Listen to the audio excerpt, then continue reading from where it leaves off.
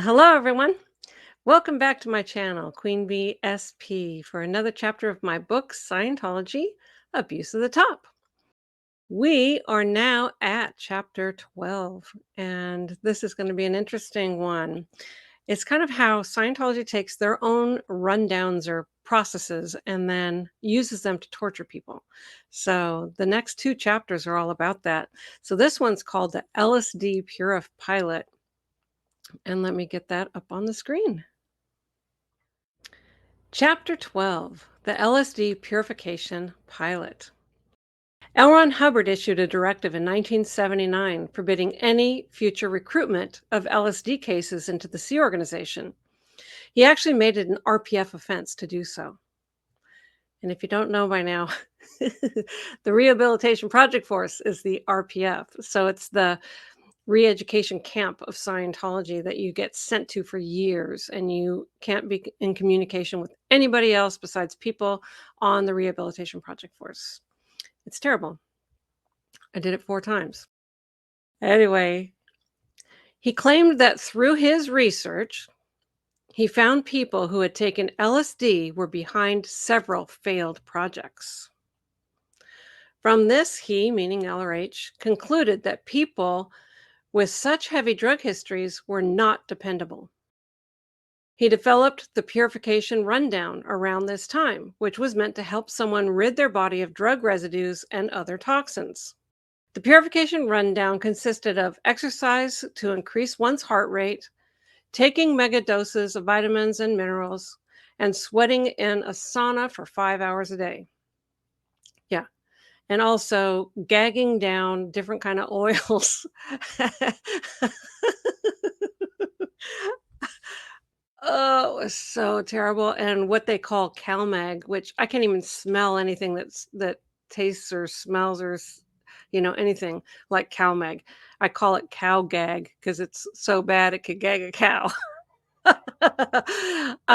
Which is magnesium, calcium, and vinegar in a nice concoction that you had to drink as part of the purification program. But anyway, it was disgusting. I hated it. It smelled. It always felt like it was off, like gone bad or something like that. Anyway, it was terrible.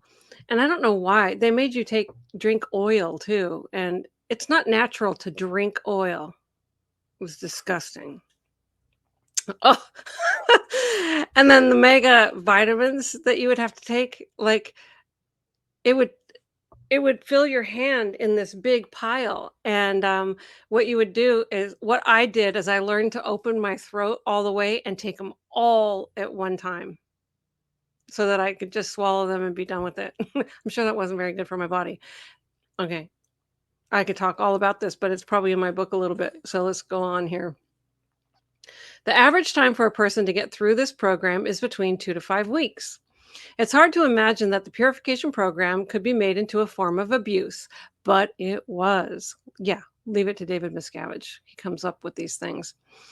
Miscavige was constantly coming up with wild ideas as to why he thought everyone was so incompetent. One afternoon, he came into WDC and said something like, "The reason I can never get any compliance around here and any submission I receive is a pile of crap is because I'm working with a bunch of LSD cases." Okay. Mascara said he was going to do a pilot of sticking the executives with heavy drug histories onto an extended purification rundown. It didn't matter if one had completed the purification program before or not, like me, who I finished it twice before, and I didn't even have a big drug history, but I had finished this damn thing and twice before. But anyway, he named 4 specific executives with LSD histories and said he's going to put them through one hell of a purification program to quote unquote handle the drugs for real. This program was coined the LSD Purification Pilot. Those 4 executives were routed onto the program, and they were on it every day for 5 hours per day. Soon after these execs got on the program, the LSD Purification Pilot became a fad at the Ent base. Several more executives and other personnel who were on Miscavige's lines were routed to the Purif. The saunas were packed, And while several people were starting, almost no one was completing. I personally had a fairly light drug history, having had no medical drugs, and the only street drugs I had was smoking some pot prior to the Sea Org. I had previously done the purification rundown twice, once in 1980 and then again in 1985. However, it was determined I needed to do this new pilot anyway, and I started it in September 2002. I was WDC Scientology at the time. WDC meaning the Watchdog Committee, management over the Scientology organizations. For the first few weeks, I felt pretty happy with the program.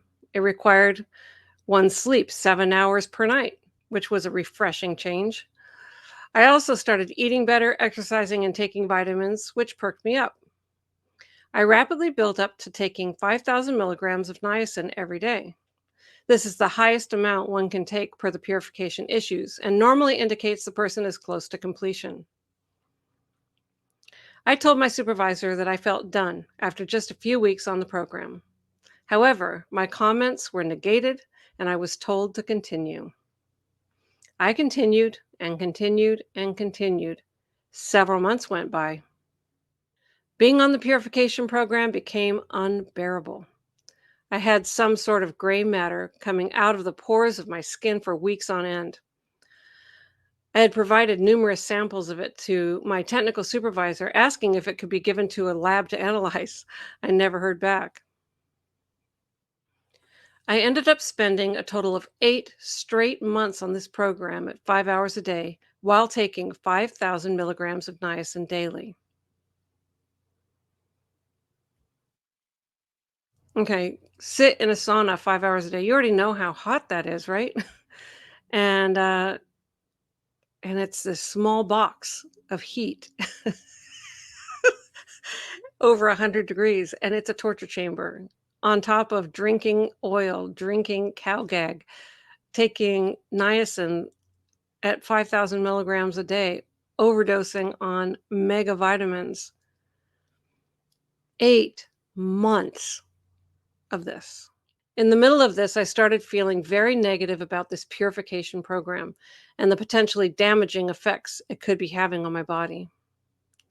I was also upset about some of the nasty things that were going on in the office at the same time, to put it mildly. A message was relayed to CMO Int from Miscavige that he planned to reduce the number of staff at the Int base from approximately 700 down to a small nucleus of his most trusted followers, about 35 people. One of his minions was charged with the assignment of working out who was going to be offloaded and who was going to stay. You got to know that was Jenny Linson, right? Yeah, it was. This person said in front of me, "Jim Mortland's out of here." She then looked over at me and laughed and said, "Oh, I forgot you were married to him. I never see you two together." This was so cold and stated with the glee of insanity. I decided I simply didn't care anymore. I was asked by Miscavige if I thought I was going to be removed from post because of everything that was going on, and I said yes.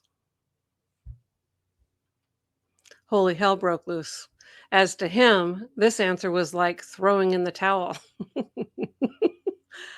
Oh man, if I had 50 towels, I would throw them all in at the same time. My mind was just constantly like, how do I get off this property? How do I get myself sent somewhere else? Anywhere in the world besides here is where I'd rather be. I just couldn't stop wanting to get out of there and not giving a damn anymore about what Miscavige said, about what other people said, or whatever. The whole place was a hate farm. It was disgusting, and I needed to get out of there.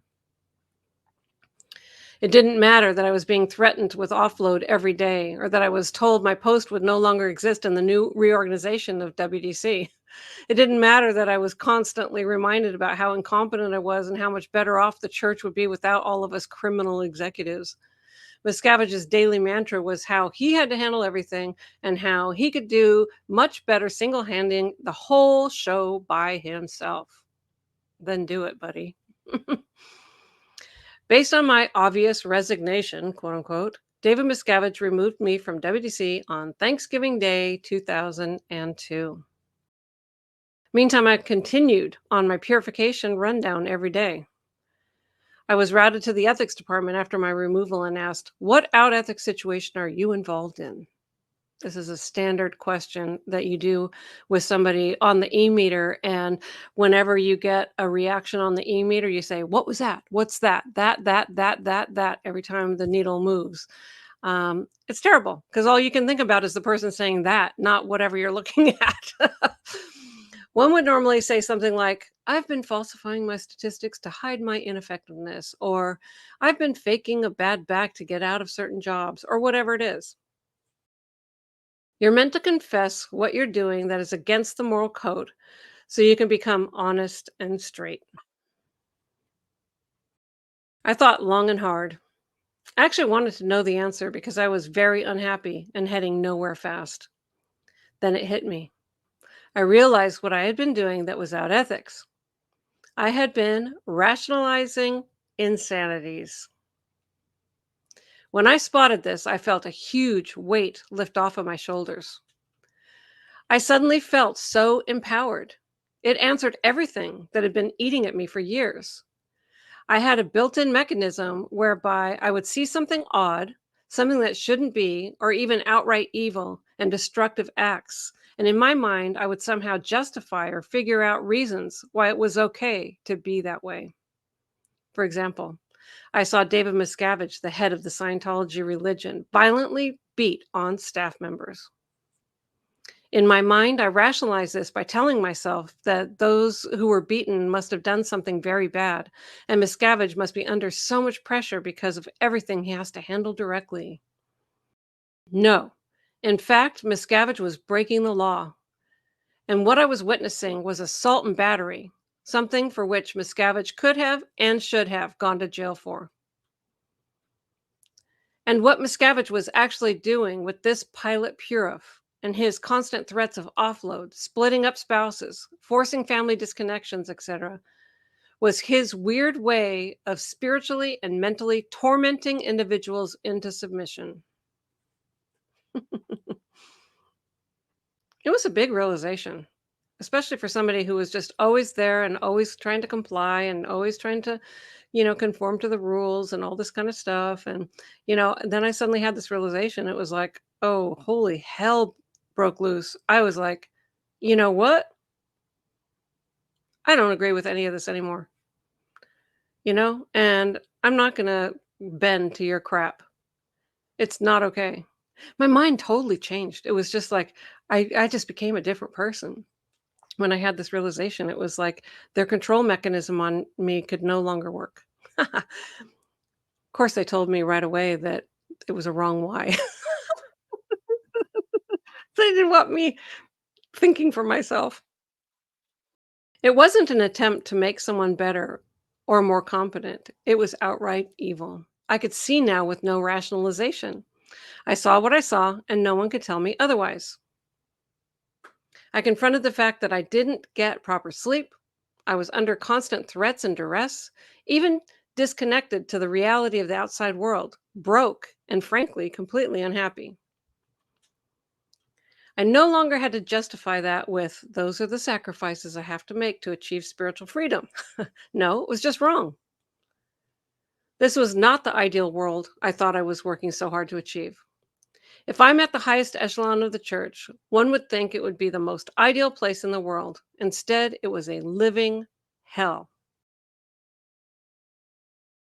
So I was completely thrilled on one hand to spot this, but now I had a problem.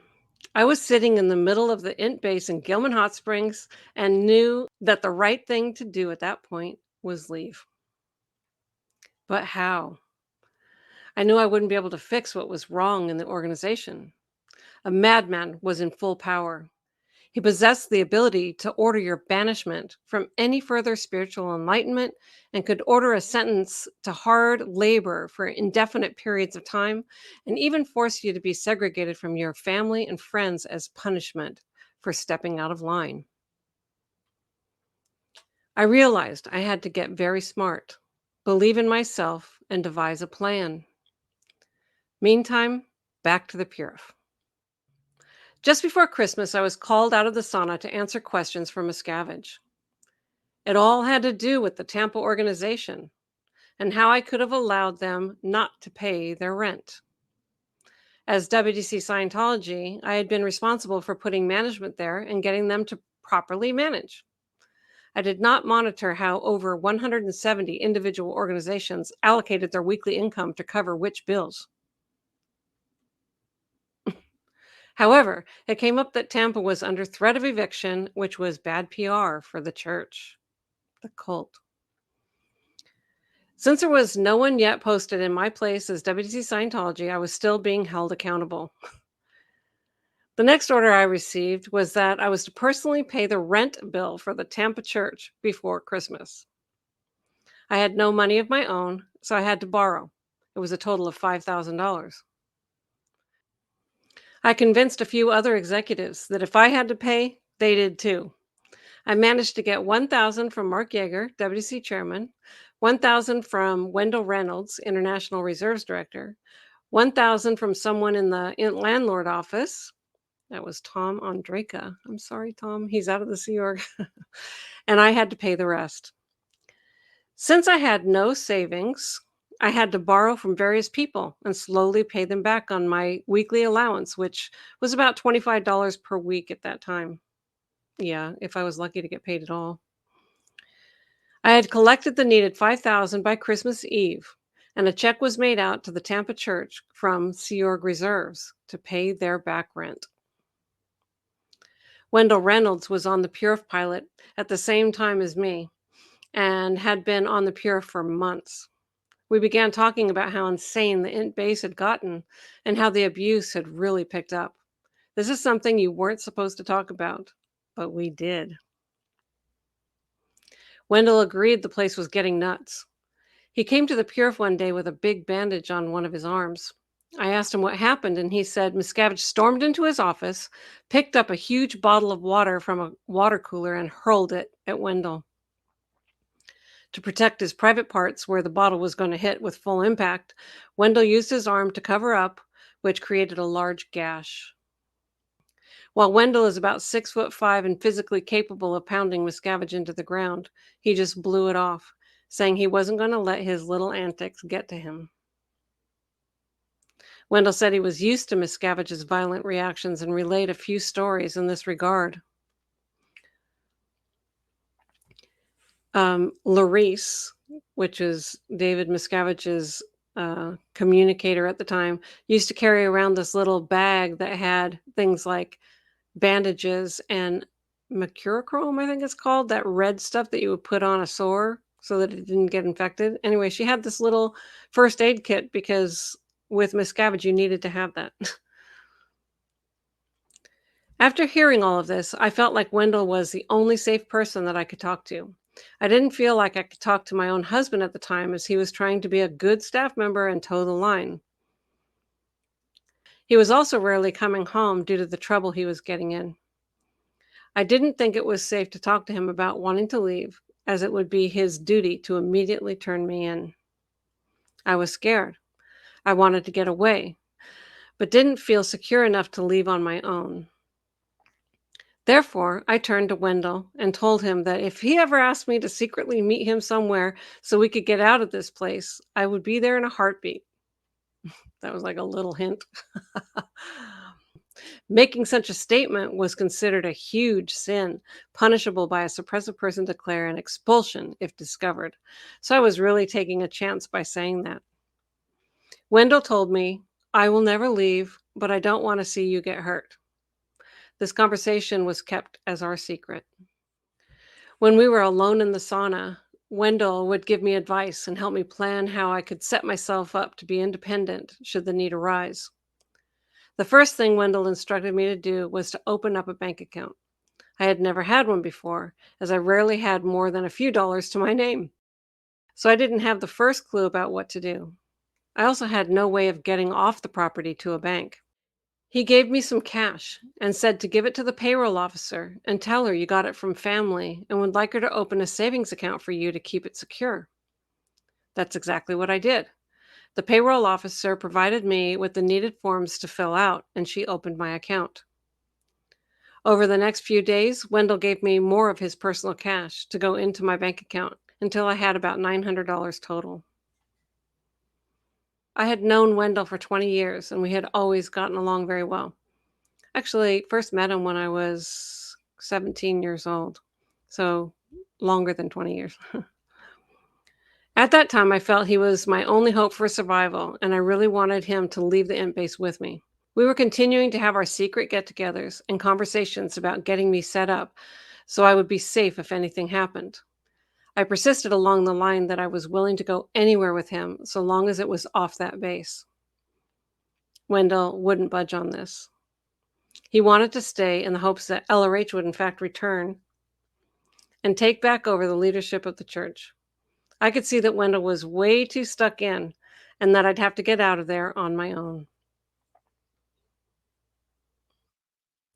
It was interesting. Um, I mean, Wendell was the International Reserves Director. It's one of the most senior positions in all of Scientology, and I'm talking to him about this. Anyway, he knew that it was all completely wrong, you know, and he said that he could take it, but he wanted to help me um, because he could see people were getting hurt all the time. Anyway, the next time I saw Miscavige was in the conference room with CMO Int. CMO Int being the Commodore's Messenger Org International. Upon seeing me there, he said, "I thought I ordered you offloaded." After he left, other people advised me on what I could possibly do to get back in good graces with Miscavige. However, I refused. Yeah, it was like a total pile on of people, you know. Like if Miscavige says anything derogatory to you, everybody piles on after he leaves because they can't pile on while he's there because then he'll jump on them and point out whatever they did wrong. But when he leaves, though, everyone jumps on you and piles in on you. And they were trying to, tell me all these different things that I should do to get back in his good graces. All the organizations that I should be evaluating around the clock, blah, blah, blah. No, I'm not going to. I really truly didn't care anymore and wanted to be offloaded as far away from that base as possible. Due to my negative attitude, I was put in for metered ethics interviews to find out what crimes I was committing. Additionally, someone wrote a report that Wendell and I whispered something to each other while in the sauna, so they wanted to get to the bottom of that too. hmm For the first time in my long career in Scientology, I just out and out lied to the security checker and avoided saying anything to do with Wendell. Instead, I made something up so they felt I had cooperated. Wendell was separately interviewed, but also avoided detection. The internal executive read out parts of the report from my interview at the staff muster and posted it up on the notice board. I talked about something stupid. Anyway, but they thought it was a big deal. Had nothing to do with Wendell. I was told I was getting a fitness board to review my qualifications for CMO Int, and meantime, I was ordered to hard labor at an ongoing construction site within the secured compound. Mhm. Yeah. Do a fitness board. Get me the hell out of here. And, the construction site was the birthing buildings. They were building these gigantic birthing buildings. So all of the staff who were currently living in apartments off the property could all be moved onto the property. So you never had to leave. You could always be behind those gates. Not something I wanted to do. But anyway, I was restricted to the property, of course. But maybe this fitness board was going to be my way out. And I was hoping that that was going to be the case. So there is another chapter of my book, The Purification Pilot. Oh, man. When I got out of Scientology, I had all kinds of physical things wrong. And eventually, it was so bad that I went to the doctor. I was always indoctrinated not to go to the doctor. I never went to the doctor. I was 27 years in Scientology. I never went to the doctor, okay? I never got any physicals, no, anything, nothing. Never saw the doctor. And, so I wasn't wanting to go see a doctor. Plus, you got the idea that, everybody does medical malpractice.